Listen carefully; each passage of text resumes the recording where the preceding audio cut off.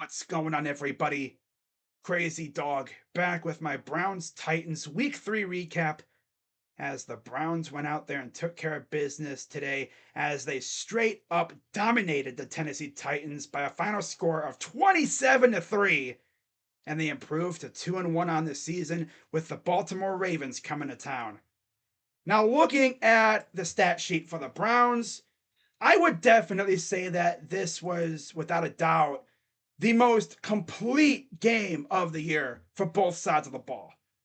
Now, it did take the offense a little bit of time to get going, but Deshaun Watson today looked great. 27 of 33, 289 yards, 2 touchdowns. Should have been 3 touchdowns, but of course, that ref assumed Amari Cooper was going to step out of bounds, even though he was nowhere close to the sideline. So, low key, the refs screwed us out of another touchdown. Classic ref job, right? Loose ball. But yeah, Deshaun Watson got sacked 3 times, mainly because, once again, he was holding onto the ball for way too long. He's got to work on that. But other than that, he looked good. Now, the Browns' rushing attack in their first game without Nick Chubb overall didn't do too bad. Pierre Strong led the way, 6 carries, 27 yards. Jerome Ford, 10 carries, 18 yards. Got his first career rushing touchdown. Nice. Deshaun Watson had 4 for 16. Kareem Hunt in his first game back as a Brown, 5 carries, 13 yards.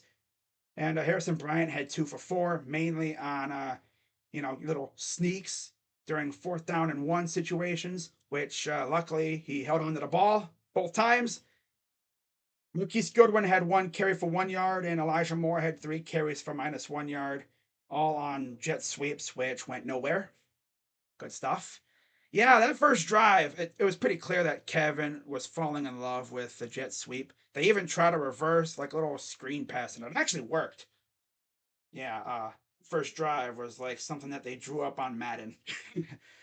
Through the air, 27 receptions in total, 289 yards, 2 touchdowns. Amari Cooper had another great game, 7 receptions, 116 yards, and a touchdown. Donovan Peoples-Jones, 3 for 49. Elijah Moore, 9 for 49. Jerome Ford, 2 receptions, 33 yards, and a touchdown. And he was wide open on that touchdown, as was Amari Cooper. Both just beat their man. Yeah, they beat their coverage. Love to see it. Kareem Hunt, 2 for 22. David Njoku, 4 receptions, 20 yards. And the best part was he was targeted 4 times, caught every ball. Yeah, love to see it.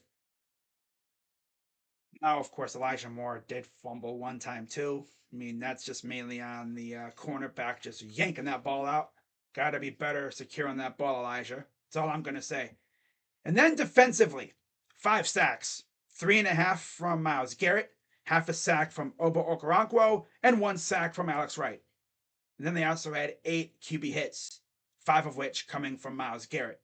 So yeah, Myles was in the backfield quite often in this game. Andre Dillard was getting beat like a drum today. I think he even got caught for a hold too. He could have been caught for 2 holds. One was in the end zone.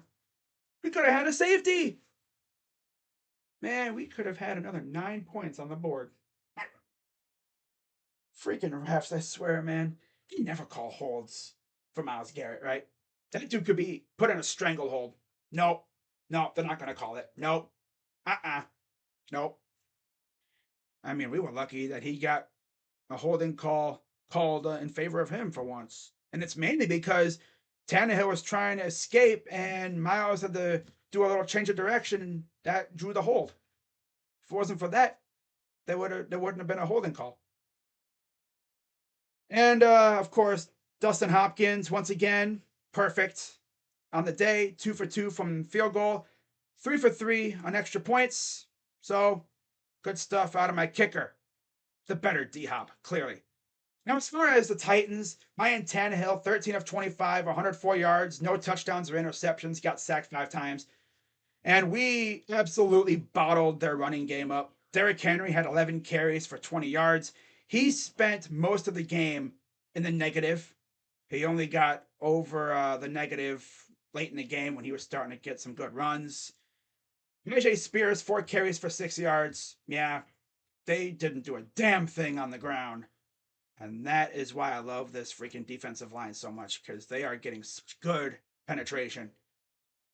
Through the air, they did get us a little bit. 13 receptions, 104 yards, mostly from D Hop. 3 receptions, 48 yards for him. Chris Moore had 2 for 41. Okonkwo, 3 for 7. Burks had 1 for 5. Spears had 4 for 3. Yeah, nothing much there. And defensively for the Titans, they had 3 sacks. 1 apiece from Al Shire, the former 49er, McCreary, and Autry. So, overall, we absolutely dominated them in time of possession, too. Because get this, guys. We had the ball for almost 40 minutes. They had the ball just over 20 minutes. So we pretty much doubled up time of possession. Like, they barely had the ball. We had 23 first downs. They had 6. Yes, 6 first downs the entire game. None of which were on the ground. 5 via passing and 1 via penalty. Which, by the way, the Browns did get a little messy in the penalty department. They actually spent a good while with no penalties, and then all of a sudden they just got a little too trigger happy, as the majority of those penalties were mental. You know, trying to jump the snap on defense, and you get called for encroachment. That's just them trying way too hard to get to the quarterback, you know. But hey, it is what it is, because in the end, it didn't mean a damn thing, because we dominated them so damn bad. I love it. Absolutely love it. And another game where we did not allow a touchdown at home. How about that? We've allowed 6 points in our 2 home games. And still now, through 3 games, the Browns defense has allowed 1 touchdown. 1 touchdown in 3 games. And I continue to wonder how Joe Woods managed to keep this job for so long. I'll be honest with you guys, I wasn't sure about the Schwartz hire when we first made it. But now, after watching this, it's like, okay, I see what we were doing. All right. See you, Andrew and company. I see what you're doing, Haslam's. Okay. You finally got us a good D coordinator who utilizes his best players in the correct way. We haven't really had too many coverage busts or communication errors. Everyone knows what their role is. The defensive line is just constantly attacking the quarterback, and I love it on both sides, you know. The edges are getting home. The interior guys are just bottling up any run up the middle. Man, my God, it feels so good to see that. Like, Derrick Henry did nothing. He did nothing. Anytime they ran him up the middle, he got virtually nothing up the middle. His big runs were around the edge. My God. That was so beautiful to watch, man. And this was, without a doubt, the most complete game on both sides of the ball I've watched from this Browns team since Deshaun came here last year. Even when Jacoby was the quarterback. I mean, it was either the offense killed it and the defense stunk, or vice versa. This was the first game, and as long as I can remember, where the defense and the offense both cooked at the same time. Now, again, it took the offense a little bit of time to get rolling, but once they did, we were good. Once the offense got rolling, we were good to go, because this defense was just absolutely feasting today. Now, with that being said, let's get into my post-game observations. Number 1, Jim Schwartz is a mastermind. And I forgot to add this, but Joe Woods needs to be sent to football prison because of what he had this team doing the past couple of years. How did that dude manage to keep this job for so long? Because watching this defense compared to last year's, it's night and day. When Elijah Moore fumbled that ball, if this was last year, we would have given up a touchdown. But instead, nothing. Nothing. It didn't affect a thing. Because the defense went out there and took care of business. Again. And you think the Titans only had, what, a handful of plays in our red zone? the entire game, mostly from that fumble. Yeah. And then, of course, heading into the half, we all know the Browns' tendency in years past was to give up touchdowns or give up points before half. Well, today they drove the field looking like they were going to get points heading into half. Myles Garrett said, "No, no, not today, buddy." Got a sack to end the half. Love to see it. Number 2, Deshaun's best game as a Brown, without a doubt. I mean, yeah, it took him a little bit to get going, much as the offense, but yeah, some of those balls he was throwing, they were beautiful. That ball to DPJ, back shoulder, to where only DPJ could get it. Those touchdowns were right on the money. I mean, that touchdown to Cooper, I mean, he was wide open. He ran right past the defenders. It's like, what were those defenders doing? It kind of reminded me of what Marvin Harrison Jr. did to Western Kentucky. Yeah, same kind of thing. He just ran right past the guys. Straight up, just ran right past them. And of course, that Jerome Ford passing touchdown was low key wide open too. So good to see. And it kind of gave me PTSD from watching Joe Woods' defense. Yep. But luckily, it wasn't our defense doing the busted coverage. It was the Titans doing that.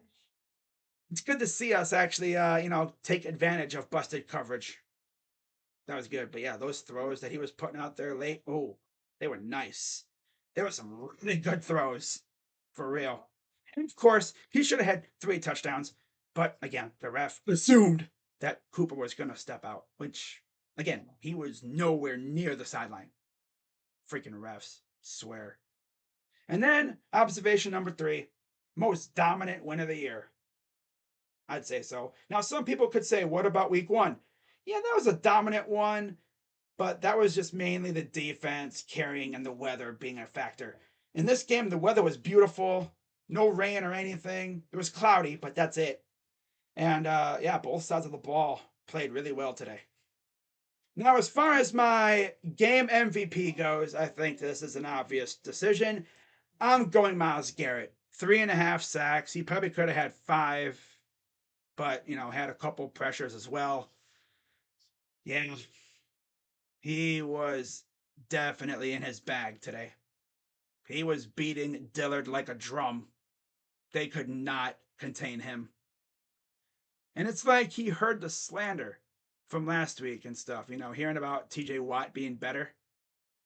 Because, yeah, what I saw was one hell of a performance from everybody. I mean, we were missing Greg Newsome.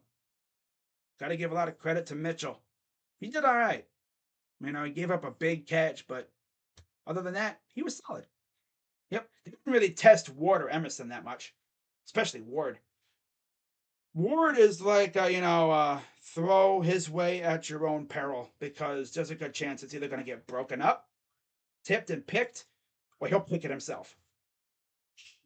Or maybe on a rare occasion, the receiver somehow catches it. Or maybe you catch him being a little too handsy. But he's been really good with that recently. So, love what I'm seeing from our defense. Offense, they look good today. Now let's see how they build off of this heading into Baltimore, who's coming to town next week.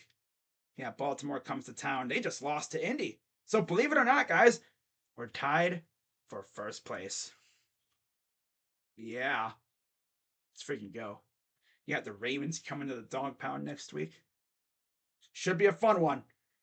But that's all I got for you guys today. I'm going to sit back and watch these 4 o'clock games and just wait for next week. It's almost here, man. And of course, the Buckeyes don't play, so that'll be weird not doing a preview video on Friday. But of course, Victory Monday. I love that. I love Victory Mondays. I really do. So I will see you all tomorrow for that. As far as my Guardians series recap stream, I might just do that tomorrow. Usually I like to do it on the day of the final game, but I'm going to do it tomorrow because we have an off day. Might as well. So yeah, with that being said, guys, I'm going to head out. Go Browns. Big dub. 2-1. On to Baltimore. Let's get this thing going. Let's take back the division lead. All right. And let's continue to do our thing at home. I'm Crazy Dog. Let's go Browns. And I'm out. Bye. Yeah. Else. Ooh.